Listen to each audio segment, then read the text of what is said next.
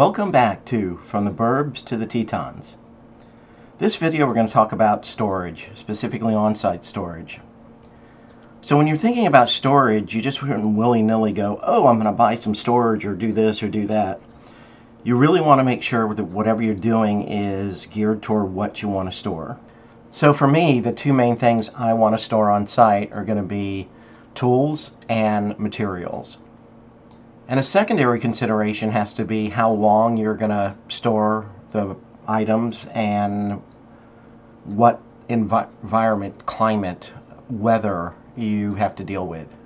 So for me, tools are going to be a year-round issue. So I need to build something that'll handle all sorts of weather, climate, hot, cold, whatever.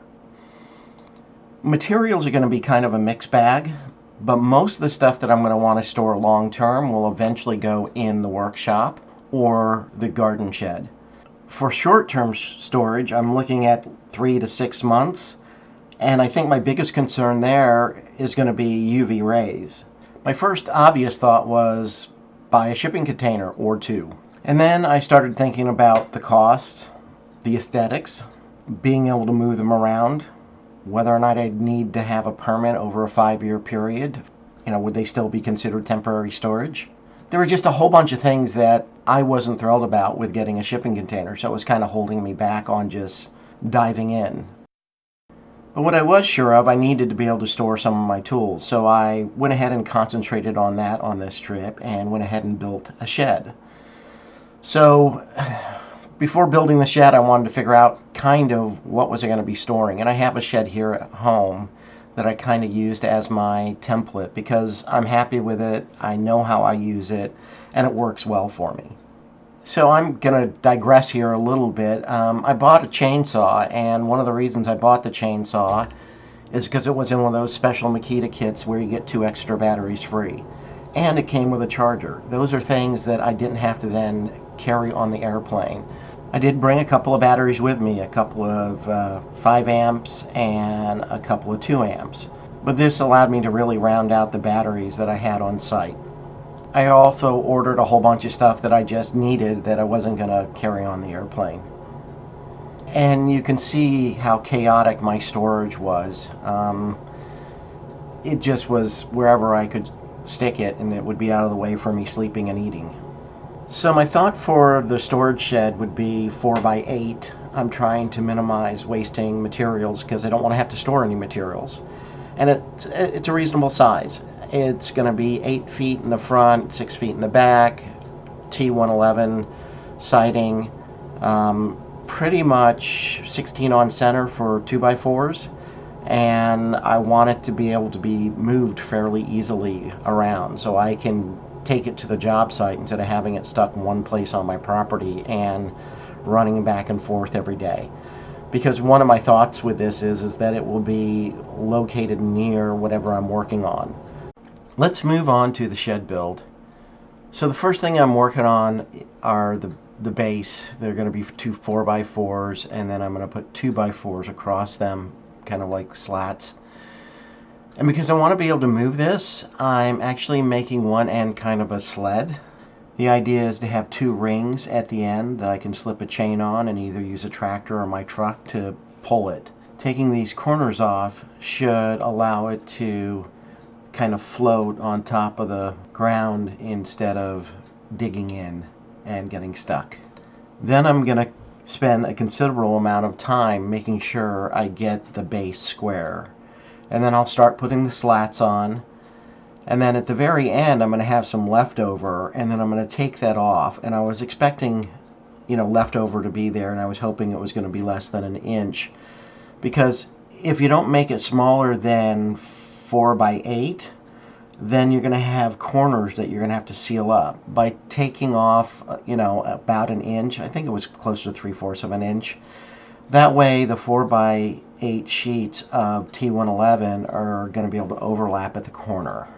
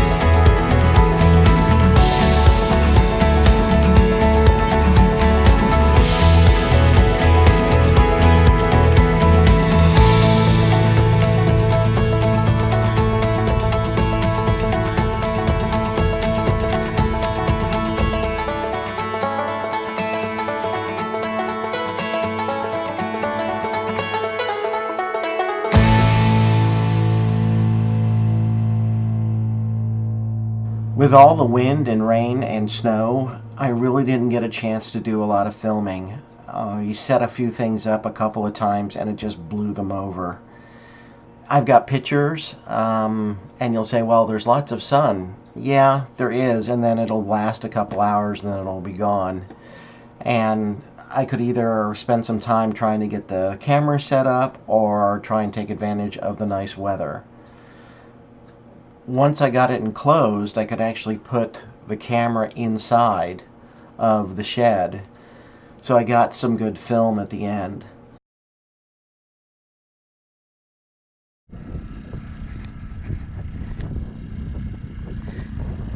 So this is how much I've gotten done so far.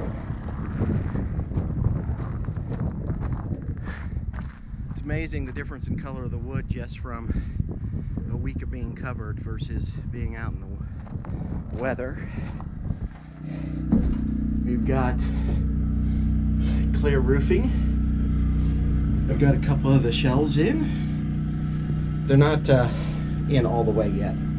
I've got to put a stabilizing piece across the front to keep it from sagging, and then put something back here to hold it up, kind of like what I did here with this one, except I'll turn them the other way. This one was kind of like the test one. I did the hole too big, just kind of figuring things out. These, the holes are a little bit smaller so that you can twist it, and once I put a piece of wood up there to stabilize it, it'll hold it real well. When I was putting the roof on, the wind was about 5 miles an hour for the first two panels, and then the third panel it started gusting up to 10 or 15, and then the last panel I literally just gave up on it because it was gusting probably close to 25 miles an hour. And then there was like a 5-minute lull when I was packing everything up. I grabbed a few things, hopped up on the ladder, got it in place, and it was blowing around so much while I was trying to get it in place, I actually cut my the bridge of my nose. Well, you can see I've got the roof on it now, and I've just framed the inside of the door, where it'll set against. So today I'm concentrating on getting the door in place and also getting the shelves reinforced. You can see I'm already starting to take advantage of the shelving space and getting some of the stuff out of the RV. Here you see where I've reinforced the back of the door. It's just T111, and without the reinforcement it's going to warp and flip-flop around and things like that. I also wanted to beef up where the hinges were going to go and also the closure mechanism for the door. Here I start getting the hinges on. If you pay close attention to the video, you'll notice that it's snowing.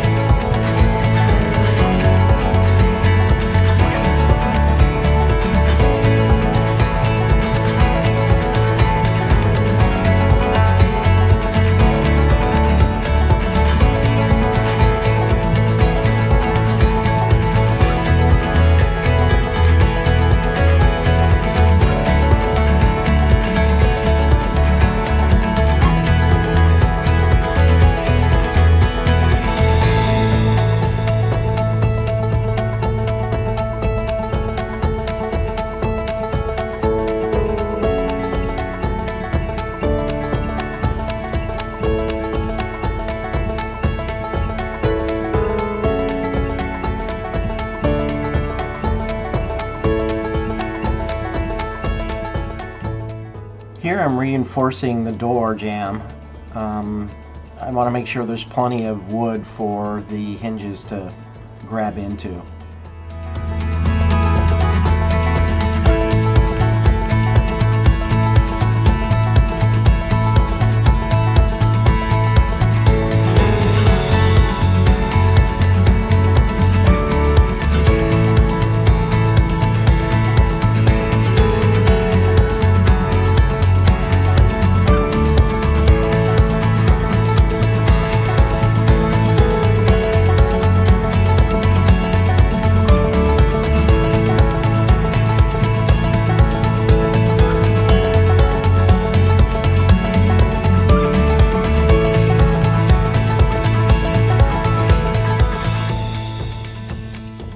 then I go ahead and mount the door. Now the door took a lot longer to mount than I'm showing, because what I did is I just cut the door out of the T11, put the T11 up, and then the idea was for the door just to then fit in.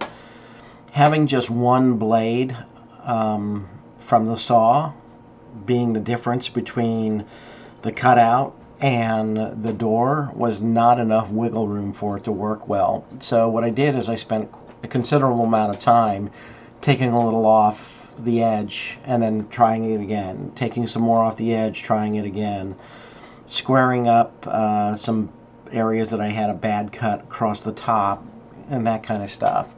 But once I got that all done, it only took about 2 or 3 minutes then to get the door in place. Then I move on to reinforcing the shelves. If you look here, well, it's hard to tell. Let me get down a little bit. But if you look, it's sagging in the middle, which is what I expected them to do. So what I'm going to do is use the whole concept of an I-beam. I guess I got to actually drill that down. Got all the other ones down. 3 on that side, 3 on that side.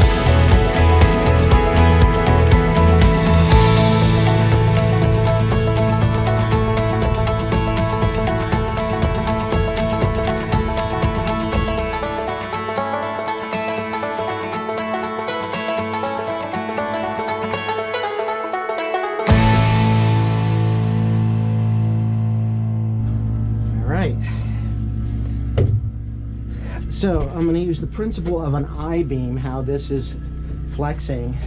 I'm going to take this wood and put it sideways. It doesn't flex. So if I just put a strip across the front, it's going to make that a lot stiffer. And it'll hold a lot more. I'm also going to do a block back in the back, just a small one, to help with it. So you'll have extra support in the front and the back. So next thing to do is measure.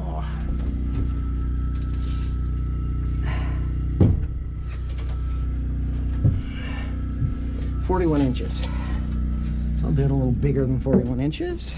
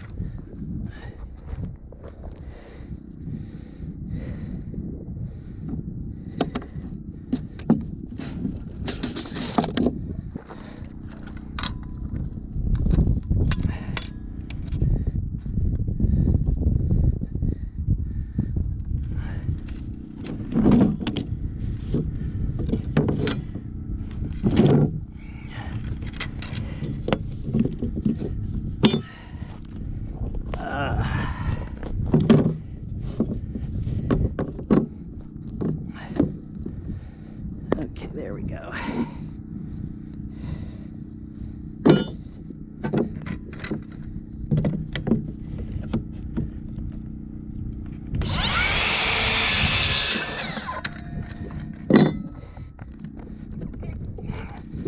always like to do it big. I have a pretty good eye, so I can usually just trim it down.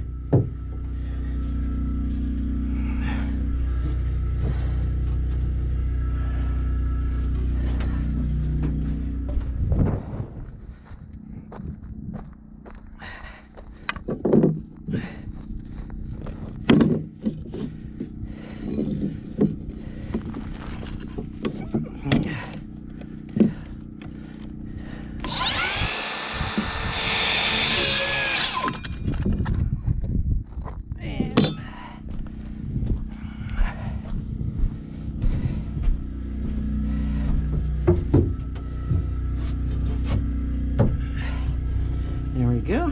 Fits pretty good.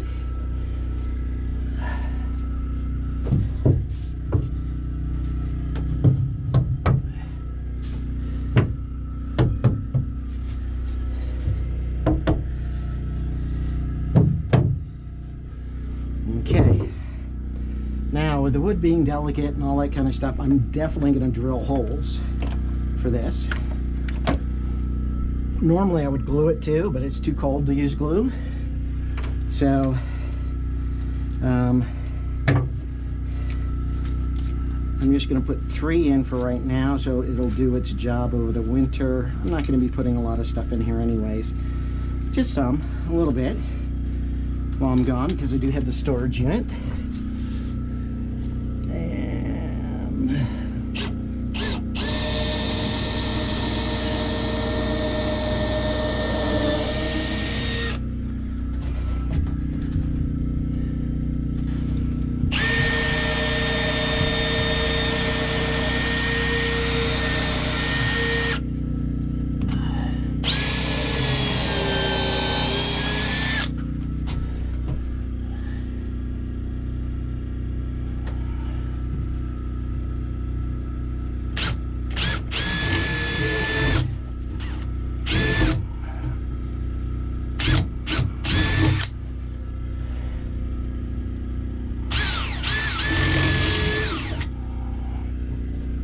Let's see how that works out.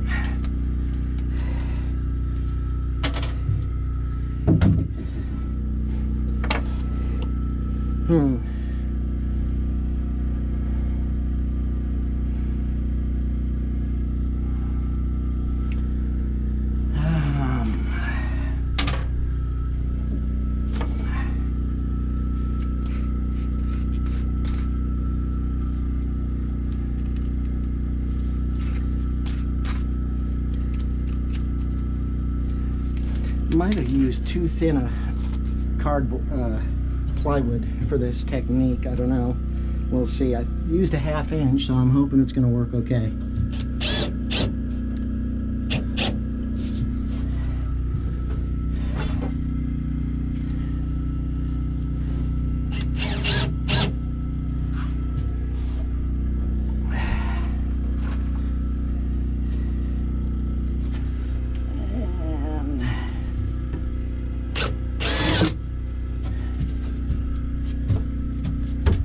It's considerably stiffer than it was.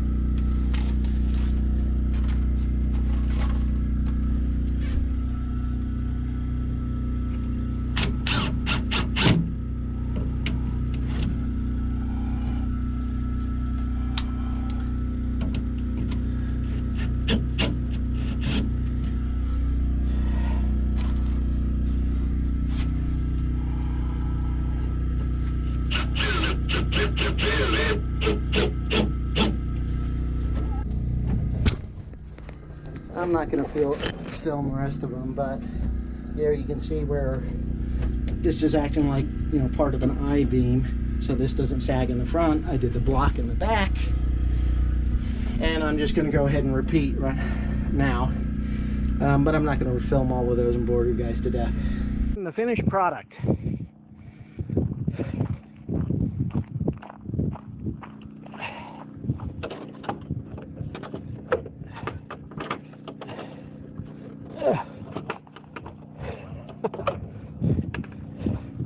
I could open it with my hand better. So, got some of the leftover wood and stuff that it turned out to be, you know, it's still useful. A couple of gas cans in here. Down below will go propane. Have some miscellaneous oil stuff, some nails and things.